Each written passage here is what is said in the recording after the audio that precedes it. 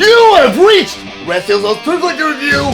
I'm your man, Red Steele, and today I'll be reviewing from Transformer Age of the Primes Sky-Byte.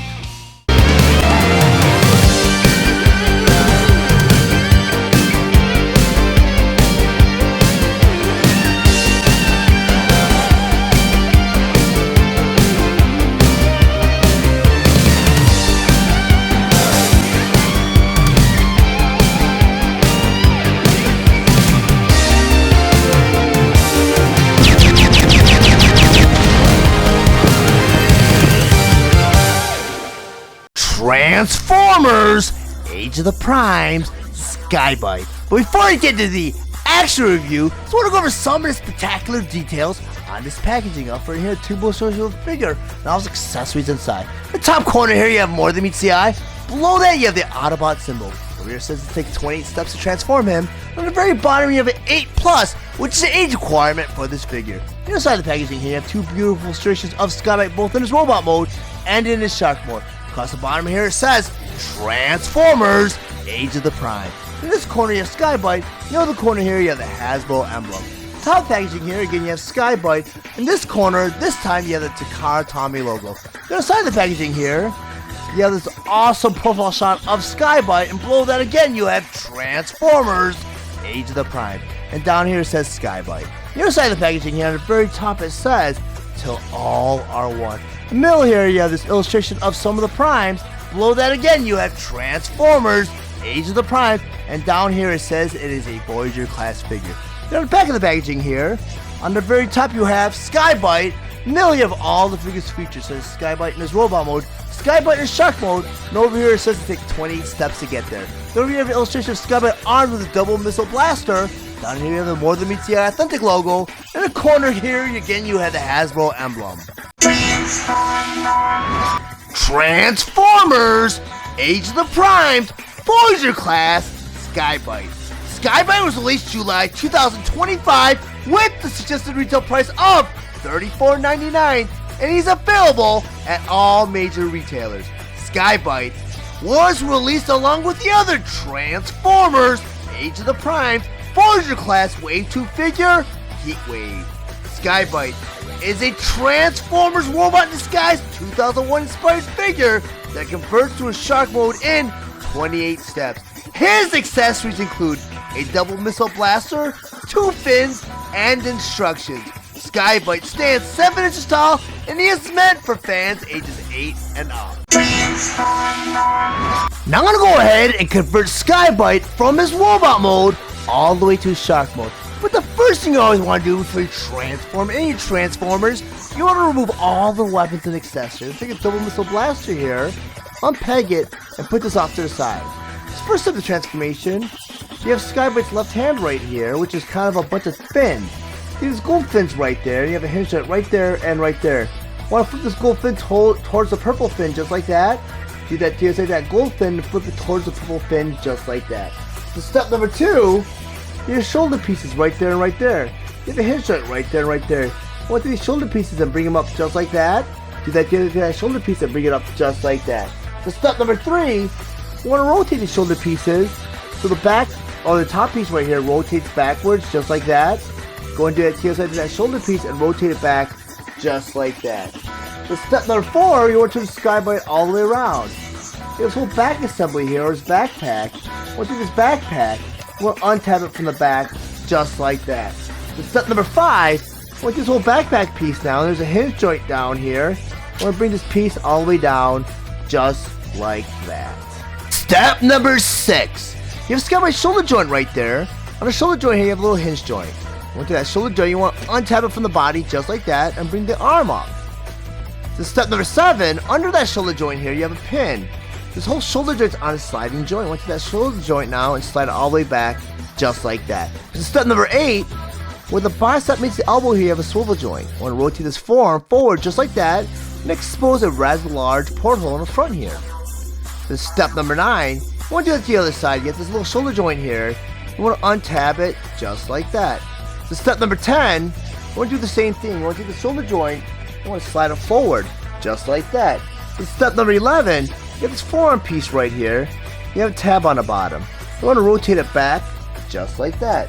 So step number 12, we'll bring that forearm piece all the way up, just like that. In step number 13, at the top of this arm piece here, you have this fist. Below that, you have a hinge joint. You want to take that fist and bend it down, just like that. So step number 14, what you want to do now is take that fist, put it in that rather large porthole, and you want to take that tab and put it right in that portal below it. You want to bring it together, just like that. So step number 15, you want to turn Sky-Byte all the way around. You have these shoulder pylons right here, and what they want you to go do is little shoulder pylons now. I want you to go and rotate them back just like that, and just like that. So step number 16, you want to turn Sky-Byte all the way around. You have that bolt back assembly here. You want to take that back assembly, you want to pull it all the way down, just like that. So step number 17, you want to do the shoulder pylons now. You want to bring them up just like that, and just like that, and you want to tab them together, just like that. Step number 18, you have Sky-Byte's feet right there. On each foot you have a hinge joint right there and right there. You want to take his foot now and bring it down just like that. Do that to your side of that foot and bring it down just like that. So step number 19, is Sky-Byte's legs right there and right there. On the back of the legs right here, you have a hinge joint right there and right there. You want to take these leg pieces now and untab them and bring them out just like that. Do that to your side of that leg piece now. Untab it with that double jointed hinge joint. Bring it above the thigh, just like that. So step number 20, on the double jointed hinge joint right there, you have a tab. Top of the thigh, you have a porthole. We'll go ahead and bring that thigh piece and that leg piece together, just like that. Go ahead and do it to your side of that leg piece and tab it right into place, just like that. So step number 21, you have his feet right there. In between the feet, you have some tabs and some portholes. You want to bring these feet together and tab them into place, just like that. So step number 22, you want to flip Sky-Byte over. And on the back of the thighs right here, you have a couple portholes. On the bottom of the body, you have a couple tabs. I want to go and take this body piece now and bring it down just like that. Step number 23, I want to take Sky-Byte here. And you have his shark face right there. You want to bring the shark head all the way down just like that. So step number 24, you have these pieces right there and right there. I want to go take these pieces and pull them out just like that. Do that to the side of this other piece and pull it out just like that. So step number 25, you want to take this piece right here. You have a hinge joint right there. You want to bring it out just like that. Go and do it to the side of that piece and bring it out just like that. So step number 26, you want this whole piece now and rotate it all the way around just like that. Go and do it to the side of this piece now and rotate it all the way around just like that. So step number 27, get that little joint right there that you just pulled out. You want to go and push it back in just like that. Go and do it to this piece now and pop it right into place and tab it right into place just like that. So the 28th and final step, you have the fin right there and right there. So I'll take this fin and rotate it all the way around just like that. Do that to that fin and rotate it all the way around just like that. And now you have Sky-Byte in this full shark mode. Now there's Sky-Byte in his shark mode. And on my display table, so we'll go over some of his plate features and accessories. First, I talk about his double missile blaster. And according to the instructions, there's a way to arm and store this weapon on Sky-Byte while he's in his shark mode. And you do that because on the bottom of the blaster here, a couple tabs right there and right there. On the inside of his mouth, on the bottom jaw here, a couple portholes right there and right there. We're going to take that blaster, plug it right into those portholes just like that. And now you have Sky-Byte with his blaster stored while he's in his shark mode. And I say stored because that is actually a play feature that carried on over from the actual original Sky-Byte. The only problem with that version of Sky-Byte was there was only a means of storing it because the blaster was so far in the roof of his mouth you didn't really have access to it. Plus the original double missile blaster was spring loaded where there's a little tab on the top that shot off these two missiles. And you had no access to that. So it was more of a means of storing it. I mean, this version of Sky-Byte is more of it's a way of arming Sky-Byte, which is pretty cool. But I'm not a big fan of storing or arming my Transformers while they're in their alt mode, unless it plays a part of the transformation, which it does not in this case. And an alt mode is anything that's not the robot mode, such as a vehicle mode, an animal mode, in this case a shark mode. So I'm going to take this blaster, I'm going to put it off to the side. Now I'm going to talk about Sky-Byte. And I'm kind of up in the arms. I'm not too sure if I prefer this version of Sky-Byte or the original. I do really like that the transformation, everything makes sense. Everything tabs into place. and everything pegs into place, where it makes the transformation more secure, as opposed to the original Sky-Byte, because Sky-Byte's panels could fly open, or the leg piece doesn't feel like it's secure against the shark here. And the one thing that I noted with the original Sky-Byte was the shoulder pylons actually extend towards the wrist here, so it didn't really give any tail articulation to the shark, which is very nice that they included that with this version of Sky-Byte. Because the original version, he's kind of got that panel that goes all the way over and is curved, and it kind of makes the robot mode look a little strange with the pylon. Plus, with the shark mode, it's in a fixed position. You didn't have any articulation with the shark mode. And the mouth here actually opens and closes, and the head goes up and down, which is a nice point of articulation. They added some great points of articulation, because at first I thought it was just a remold, but when I got into the transformation of Sky-Byte, the shark mode, the mold actually is inferior to the original, because there's a lot of details in the original version, a lot of great paint detail too, where they kind of airbrushed the underbelly to make it look more like a real shark. And the original Sky-Byte, it does look like a cybernetic shark, where it's an actual shark with robot pieces that are exposed, as opposed to this being a robotic shark that has other pieces exposed, where the actual the part that looks like a shark actually has robotic parts to it. It doesn't look anything like the original, which I do have on hand to do a side-by-side comparison. I'm going to go ahead and bring them out right now. And I'm going to show you what I mean about this transformation, or the engineering for the Age of the Primes version of Sky-Byte is a far improvement over the original, because you have panels that flop and that aren't secure. And the original Beast Mode figures, any Transformers that came from the Beast Wars mold, I'm going to put these fins up so as to push these panels out, they were more like shell formers. The shell formers were maybe a part of the robot mode folds around the actual robot mode transformation and forms the animal. Where the Age of the Primes version of Sky-Byte does incorporate a lot of transformation in the actual robot mode, where the shell does go kind of around it, but they do a better job making it more like a transformer. The original version does have a little bit of transformation, because a lot of the Beast Wars figures, you just fold a couple pieces and you fold that shell around that robot to form the animal here. But getting into the detail of the shark mode here, the shark is kind of like in a fixed position where you can't really close the jaw, which kind of stinks. As you can see, the blaster is concealed, spring loaded, but you don't have any access to the actual blaster. But the mold detail is fantastic with the original. You get the airbrush for the underbelly of the shark here. You have more realistic shark coloring, like it's more parallel, like as opposed to this purple here for the shark. The metallic here, you got metallic chroming right there, and you got some silver metallic paint detail also. It all kind of blends in. You got other paint detail here. We got red and green, and just it's a nicely done figure. And the only point of articulation with the shark is pretty much the fins and the tail fin right here. But it's in a fixed position because that shoulder pylon's kind of in a fixed position. And it kind of messes up the robot mode a little bit because the pylon is like really curvy and just does not fit the actual robot mode.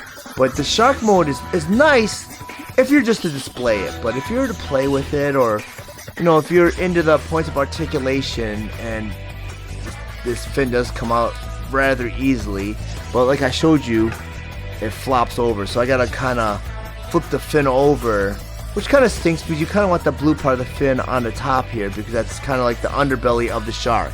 But I'm gonna go rotate around so you can see the similarities and differences with these two figures.